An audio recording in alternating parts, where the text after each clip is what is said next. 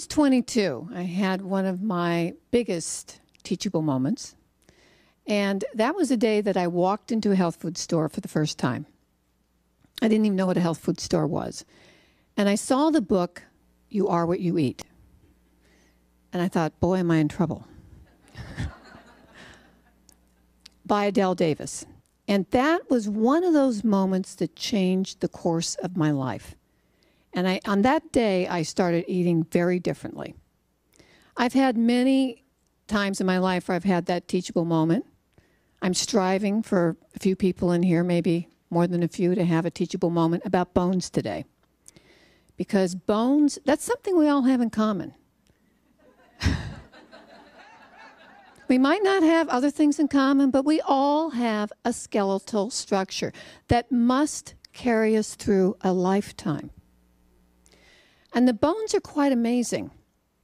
As a chiropractor, of course, I've been into bones and joints for a long time, but I also taught about bone. I taught osteology, and I love bone.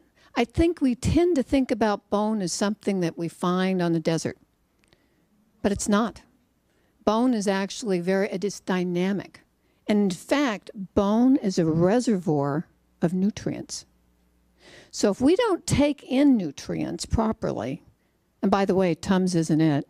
In case any of you wanted to know that one, Tums is not it. But if we don't take in the right amount of nutrients and the right balance, our bones are definitely going to suffer. So I'm going to tell you a little bit about how bones work and the amazing job that these bones have. By the time we're 18, we have laid down 80% of our lifetime bone. So you just wonder, what is it that makes some of these kids even grow, right? Because hormones are really at play at big time in teenage years, and it seems that it can even overcome horrible diets, which it does to some extent. And then by the time we're 29, pretty much that natural growth has stopped. I mean, we have reached our peak bone mass. It's not to say that we can't affect that bone mass anymore, but we have pretty much reached our peak bone mass. And it's much more challenging after the age of 30 to build up bone density, but it's always possible to build up bone quality. Now, you can build up bone density, and I'm going to talk about how that can be done, but it's not simple. I wished it was simple, and I have bought into many things over the years looking for a magic bullet. I've not found one. In 1994, I was diagnosed with borderline osteoporosis. On that day, I felt physically weak. I'd never felt weak a day in my life.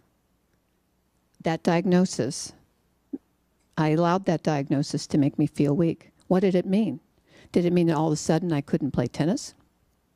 I had to give up running? What did it mean? And back then, they just wanted to recommend medications for me. And I was borderline osteoporosis. I'm 63. I just this year hung up my roller skates. And I do still have osteoporosis. My own journey has not been an easy one. I would like to stand up here and say, I cured myself. But I haven't.